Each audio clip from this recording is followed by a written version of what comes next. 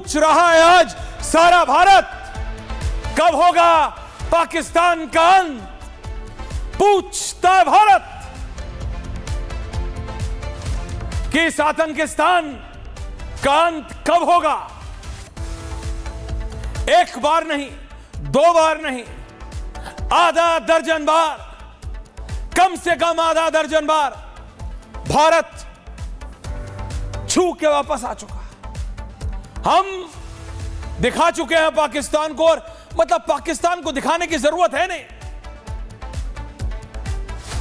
अपने आप को एक कदम नीचे लाने वाली बात है अगर मैं आपको बोलूं कि हमारे प्रधानमंत्री को या हमारे सेना अध्यक्ष को या हमारे रक्षा मंत्री को पाकिस्तान को कुछ दिखाना पड़े। पाकिस्तान को मालूम है कि भारत जब चाहे, जैसे चाहे वैसे उसको खत्म कर सकता है। लेकिन यह एक रियलिटी है और इस रियलिटी को हमें समझना पड़ेगा कि आज की तारीख में जरूर हम बाप हैं, हम बड़े भाई हैं, हमने उनको दिया था वो सरजमीन, वो जमीन का टुकड़ा जिसको वो आज एक देश कहते हैं। हालांकि कोई देश वाली बात उसमें है नहीं। वो एक आतंक का ऐसा प्लेग्राउंड है, आतंक का ऐसा किंडरगार्टन है, आतंक का ऐसा प्ले स्कूल है पाकिस्तान, जहां कुछ और नहीं, जहां का आर्मी जनरल आके कहता हो हमें जिहाद चाहिए, वो है पाकिस्तान। जिस देश का आर्मी जनरल आके कहता हो कि मेरी आर्मी जिहादी आर्मी है, सोचिए आप, वो अपने आप को देश कहलाने लायक है नहीं है। Now can I have the world map Sharma? दर्शकों, without the top band 60-40 now Sharma. ये एक रियलिटी है कि हम चाहते हैं कि हम पाकिस्तान को खत्म कर दें। ये एक रियलिटी है, हम चाहते हैं कि पाकिस्तान को हम निस्तो नाबूद कर दें। ये एक रियलिटी है, हम चाहते हैं कि पाकिस्तान का नक्शा दुनिया के नक्शे से हट जाए। ये एक रियलिटी है कि हम भी और दुनिया भी, पूरी दुनिया ये चाहती है और जानती है कि आतंक खत्म हो। और आतंक को खत्म करने का मतलब है आतंक का प्लेग्राउंड, आतंक की वो दुकान, आतंक का वो स्कूल, आतंक का वो जड़ जो पाकिस्तान में है, जो हमारे बॉर्डर पार के इस देश ये पाकिस्तान में है, इसको निस्तो नाबूद किया जाए। लेकिन फिर भी एक बार नहीं, दो बार नहीं, तीन बार नहीं, बार बार पाकिस्तान के बचाव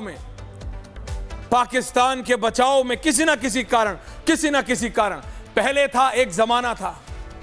ये जो अब ये नक्शा चल रहा है इसमें अब चलाओ पूरी तरह। एक अमेरिका, देखिए ये सुपर पावर है, ये सबको पता है।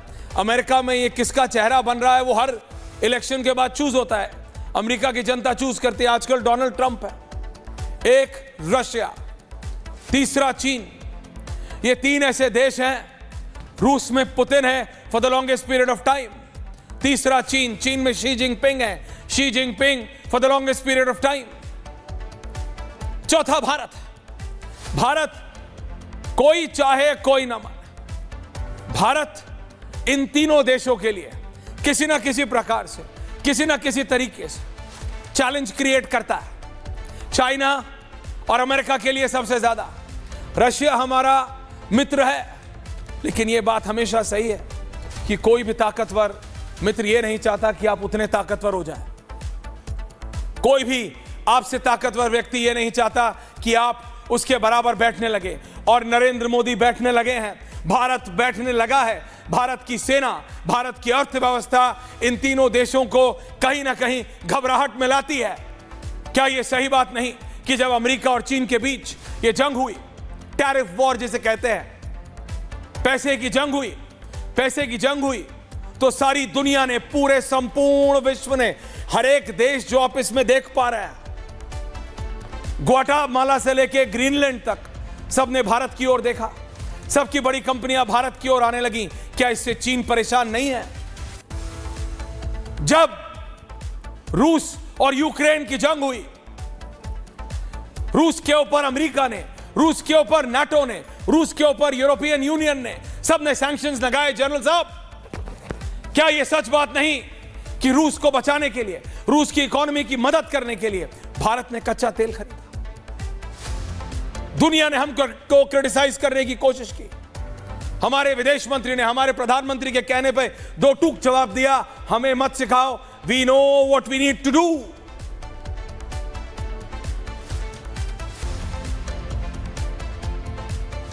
आप जितनी भी जद्दोजहद कर लीजिए, जितना परम्यूटेशन कॉम्बिनेशन कर लीजिए, ये वो तीन देश हैं, अमेरिका, रशिया एंड चाइना, जो दुनिया को कहीं ना कहीं किसी ना किसी तरीके पे हर मोड़ पे आके चलाते हैं। और इन तीनों से कहीं ना कहीं मिला के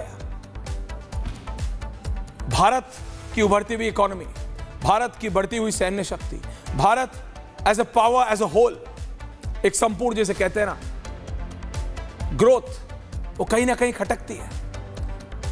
किसी को ज्यादा, किसी को कम, किसी को ज्यादा, किसी को कम। आपको लगता है कि अमेरिका के राष्ट्रपति के पास कोई और बात नहीं है करने को, और वो जितनी बार भारत के प्रधानमंत्री आने वाले होते हैं उससे ठीक पहले एक टिप्पणी दे देते हैं। ऐसे नहीं होता है सब कुछ। मुझे पता है सोशल मीडिया पे क्या हो रहा है जनरल साहब, आप भी जानते हैं, यू आर वेरी एक्टिव। आपको पता है आपके लाखों करोड़ों फॉलोअर्स हैं, लोग क्या बात कर रहे हैं सबको पता है, क्योंकि वो अपना उल्लू सीधा करना चाह रहे हैं। वो लोग तो कोई कान सीधा नहीं पकड़ पा रहा तो घुमा के पकड़ना चाह रहा है। डोनाल्ड ट्रंप अपना सामान बेचना चाह रहे हैं, साफ बात कीजिए। डोनाल्ड ट्रंप से बड़ा बिजनेसमैन इस समय पूरे विश्व में नहीं है। डोनाल्ड ट्रंप अगर एक लाइन में, एक सेंटेंस में भारत और पाकिस्तान दोनों का नाम लेते हैं तो वो भी भारत के 140 करोड़ नागरिकों को नागवार है, हमसे बर्दाश्त नहीं है। वो भी ट्रेड के नाम पे कर लिया, हमें फर्क नहीं पड़ता। वेट, हमें फर्क नहीं पड़ता। चाइना अपना उल्लू सीधा करना चाह रहा है। जिस दिन सीज फायर की बात होती है उस दिन बोलता है चाइना कि हम पाकिस्तान के साथ हैं, जैसे हमको तो पता नहीं था, जैसे हमको तो पता नहीं कि भारत के पंजाब के खेतों में जो तुम्हारी बेकार खाली खोखे पड़े हैं वो तुमने भेजे हैं पाकिस्तान को। We know that you failed.